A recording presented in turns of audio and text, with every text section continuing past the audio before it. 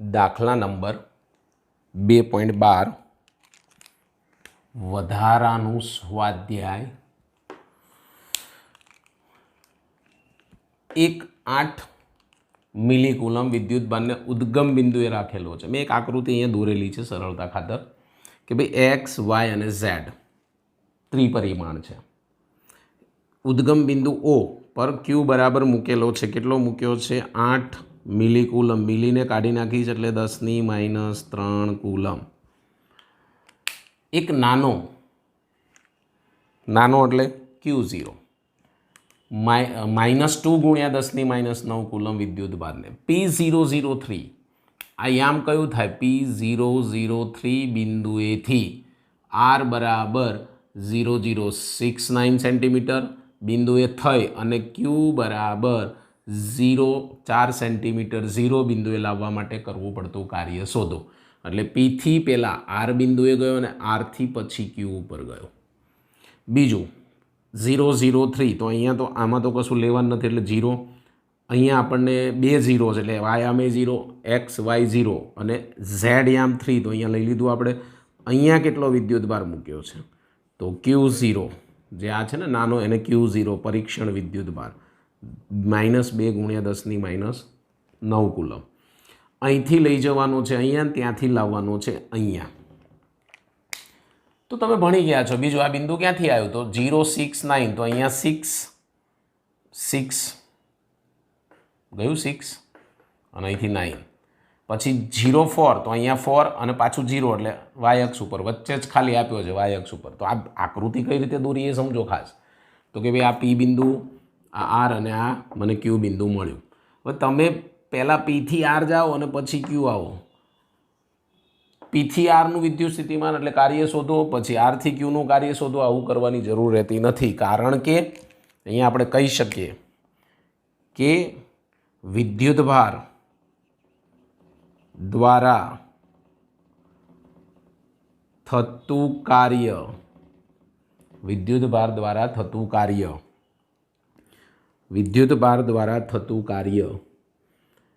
એ માર્ગ પર આધારિત નથી એટલે માર્ગ સાથે એને કોઈ સંબંધ નથી. એટલે તમે અહીંથી અહીંયા ગયા ને અહીંયા લાવો એના બદલે સીધું જ તમે Pથી Q જતા રહો, સીધા Pથી Q જતા રહો તો જે કાર્ય અહીંથી આમ ગયા એ જ કાર્ય અહીંયા મળશે. તો અહીંયા કહી શકાય પર આધારિત નથી કારણ કે કાર્ય એ પ્રારંભિક અને અંતિમ બિંદુ પર આધાર રાખે છે. પ્રારંભિક અને અંતિમ બિંદુ પર આધાર રાખે છે.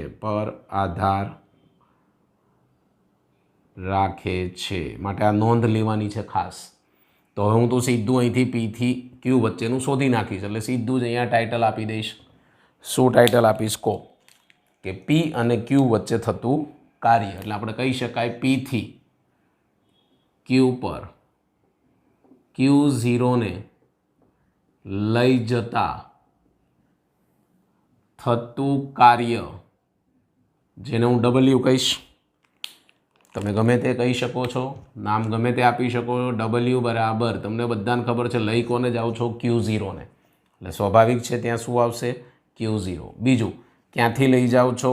Pથી Q તમે લઈ જાઓ છો તો છેલ્લું અંતિમ પહેલાં આવે અને પ્રારંભિક પછી આવે એટલે બ્રેકેટમાં લખવું પડે VQ - VP કારણ કે W બરાબર QV સૂત્ર છે. તો બંને અલગ અલગ લેવામાં Q0 મેં કોમન કાઢી લીધા છે. જ્યાં તમે કહી શકો છો કે VQ શું થાય? તો વિદ્યુત સ્થિતિમાનનું સૂત્ર છે KQ. Q એટલે જે અહીંયા ઉદ્ગમની આસપાસ વિદ્યુત ક્ષેત્ર ઉત્પન્ન કરે તે. બીજું તમે Q લીધું છે તો આનું સ્થાન સદિશ ધારો કે તમે R2 ધારી લો. VP બરાબર KQ અપોન સુધારશો R1. ચલો કિંમતો મૂકી દઈએ તો W બરાબર Q0 કિંમત મૂકીશું KQ upon R2 minus KQ upon R1. અચ્છા હવે બધામાંથી કંઈક કોમન નીકળે છે. બધામાંથી કોમન નીકળશે તો K પહેલાં કોમન નીકળે પછી Q0 તો ઓલરેડી છે જ. અહીંયા વધશે 1/R2 - 1/R1 લસા લઈ લો વિદ્યાર્થી મિત્ર, જેથી સરળતાથી તમે ગણતરી કરી શકો છો. અને એવું ન કરવું હોય તો તમને ખબર છે કે આ બધા શેમાં આપ્યા છે? સેન્ટીમીટરમાં. એટલે એને ફેરવી નાખીશું તો જુઓ કઈ રીતે. ડબલ્યુ બરાબર કેનું મૂલ્ય 9 ગુણ્યા 10 માઇનસ 9 કે પ્લસ 9 નક્કી કરો.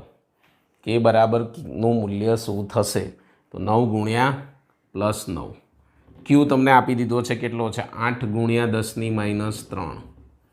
Q0 તમારી પાસે અવેલેબલ છે -2 ગુણ્યા 10 માઇનસ 9 બ્રેકેટમાં 1/R2. R2 એટલે આ લેવાનું છે 4 સેન્ટીમીટર. આ આપણે R2 તરીકે લીધેલું છે. આને આપણે R1 તરીકે લીધેલું છે. મૂલ્ય લેશો એટલે 4 સેન્ટીમીટર આવશે. તો 1/4 સેન્ટીમીટર. મારે આને મીટરમાં ફેરવવું હોય તો છેદમાં 100, છેદનો છેદ અંશમાં જશે એટલે 100 ઉપર લઈ લેવાનું.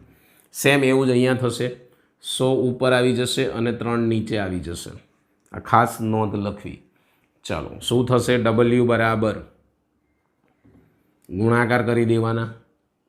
બધાનો ગુણાકાર કમ્પ્લીટલી તમે કરી શકો છો, તમને ખ્યાલ છે? ઓકે, ચલો તો શું થશે?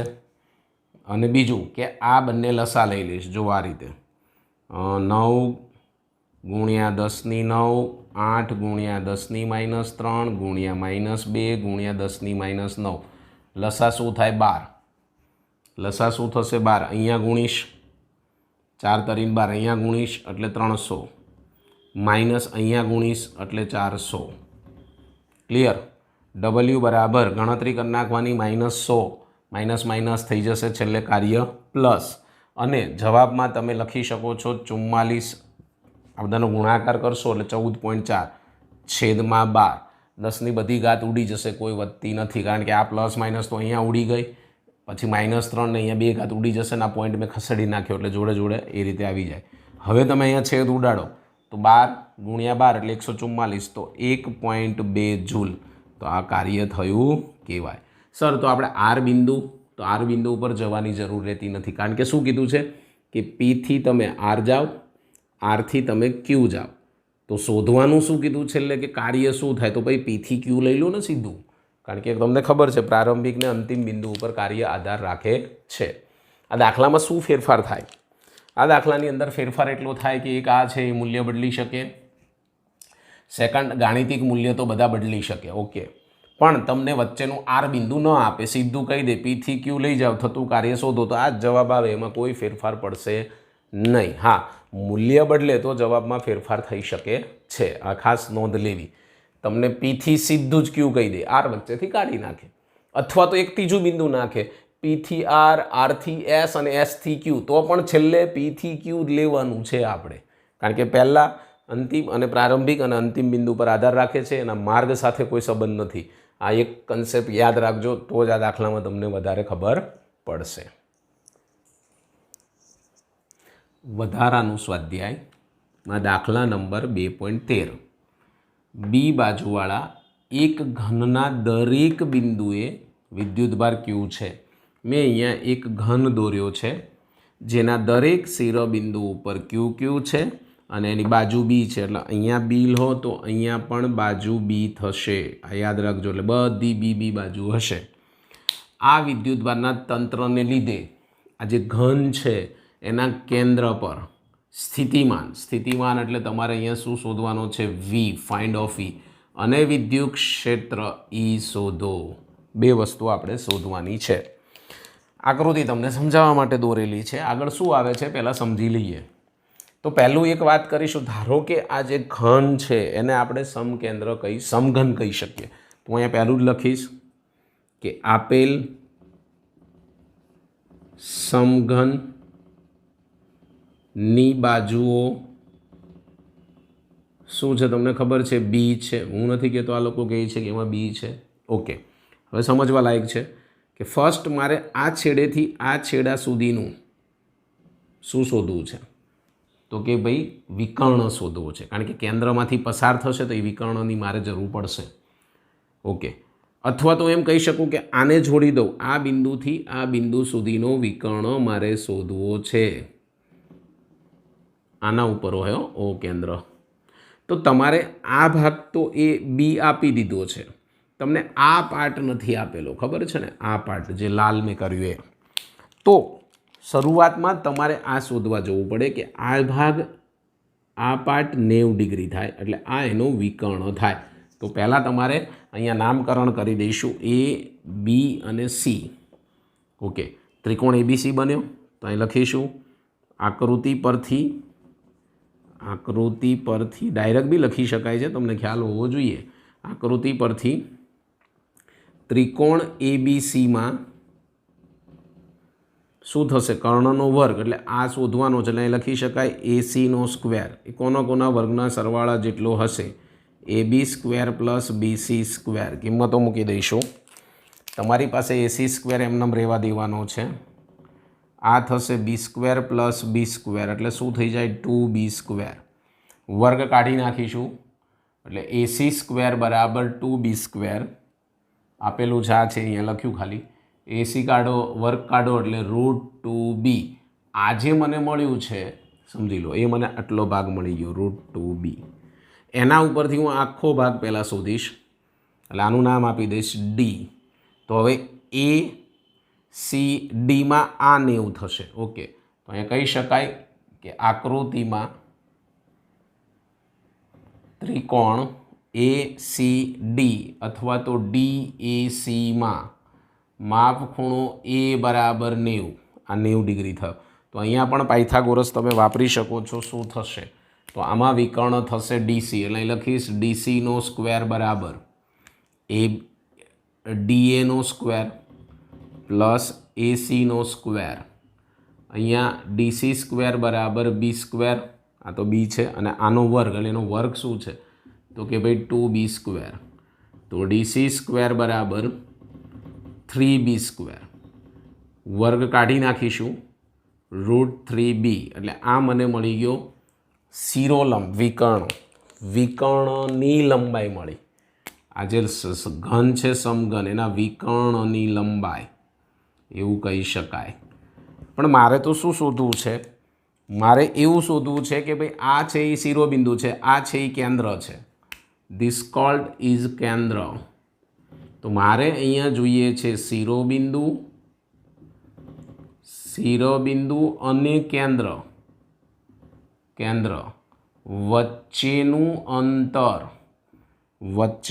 અંતર જેને હું R ધારી લઉં તો તમને ખ્યાલ આવી ગયો કે આખું શું છે? ડીસીનું શું છે? અડધું. તો અહીં લખી શકાય DC/2. મૂકી દો કિંમત. DC કેટલો છે તમારી પાસે? અહીંયા √3B અને છેદમાં 2. તો આ મને અડધું અંતર મળ્યું, કહેવાય R. આ પણ R. હજી એક બીજો વિકર્ણ આમ આવે એટલે ટોટલ આમ ચારે બાજુ ગણો તમે, રૂમની અંદર એક શિરોબિંદુ બીજા, તો આવા 4 મળે ટોટલ.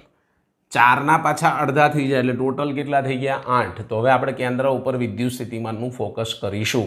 તો સૌપ્રથમ આપણે ટાઇટલ આપી દઈશું કે સમઘનના કેન્દ્ર પર વિદ્યુત સ્થિતિમાનનું સૂત્ર લખવું છે. તો શું થશે? V બરાબર 8kq/r. કેમ આવું લખ્યું 8 શા માટે લખ્યું તમને સમજાવ્યું મેં. આવા કેટલા મળશે? અહીંથી અહીંયા સુધીના 4, એમાંય મારે તો એના અડધા કરવાના છે એટલે 8 થઈ જશે એટલે 8 વડે મેં મૂક્યું છે. બસ 8 kનું મૂલ્ય 1/4πε0 તમને ખબર છે, કારણ કે બીજું બધા મૂલ્ય ક્યાં આપ્યા છે? Q ક્યાં આપ્યો છે? Q એમનેમ જ રાખવાનો છે. અને R તમને આપ્યો છે એ લખવાનો છે √3B/2 છે, છેદનો છેદ અંશમાં જશે. આનો મિનિંગ એવો થયો કે 8 દૂને 16, પછી Q બાજુમાં આવશે, છેદમાં 4πε0 √3B. આ આપણો આન્સર આવી ગયો, કારણ કે તમને B મૂલ્ય અને Q મૂલ્ય આપેલું નથી એટલે આ સ્વરૂપમાં તમે લાવી શકો છો. હા, કોઈને એમ થાય કે મારે અહીંયા ઉડાડી દેવું છે તો ચોખ્ખું ને શું થઈ જાય? 16. તો પાછો આમ લખી શકાય 4Q છેદમાં √3 પહેલાં લખું πε0B. આવું લખશો તો પણ ચાલશે. તો પહેલો જવાબ આપણો વિદ્યુત સ્થિતિમાન આવી ગયો. હવે વિદ્યુત ક્ષેત્ર માટે શું? તો હું અહીંયા કહી શકું છું કે વિદ્યુત ક્ષેત્ર શૂન્ય મળે છે. કઈ રીતે? કારણ કે અહીંયા વિદ્યુત ભાર છે, આના કારણે આના ઉપર આ દિશામાં લાગશે, આના કારણે આ દિશામાં લાગશે, તો શું થાય? પરસ્પર વિરુદ્ધ દિશાના. તો લખી શકાય કારણ કે શિરોબિંદુઓથી કેન્દ્ર સુધીમાં લાગતું વિદ્યુત ક્ષેત્ર સમાન મૂલ્ય અને પરસ્પર વિરુદ્ધ દિશામાં હોવાથી વિદ્યુત ક્ષેત્ર શૂન્ય મળે છે. સમજી લો કે અહીંથી મેં તમને કીધું એમ આ એકનું સમજાવ્યું એવું 4 છે, તો ચારેયમાં આવું જ થશે. એટલે અહીંથી આમ લાગે, અહીંથી આમ લાગે, તો બંને ઉપર બે એકબીજાની વિરુદ્ધ દિશામાં છે, સમાન મૂલ્યના છે, તે એકબીજાની અસર નાબૂદ કરે. માટે બધાની અસર નાબૂદ થઈ ગઈ તો કુલ વિદ્યુત ક્ષેત્ર શું થઈ ગયું? શૂન્ય થઈ ગયું. આ ખાસ નોંધ લેવાની છે તમારે. આ બધી મેં ગણતરી તમને આપી, ડાયરેક્ટ લખો તો પણ ચાલશે, સીધું જ આ લખી નાખવાનું, અને R બરાબર DC/2 કરી નાખવાનું, સીધું આ લખી નાખવાનું. એટલે એ રીતે તમારે ટૂંકો દાખલો ઘણી ચોપડીઓમાં આપ્યો છે, પણ મેં તમને આખું ડીપમાં સમજાવ્યું કેવી રીતે આવે છે. તૈયાર તમારે કરવાનું છે.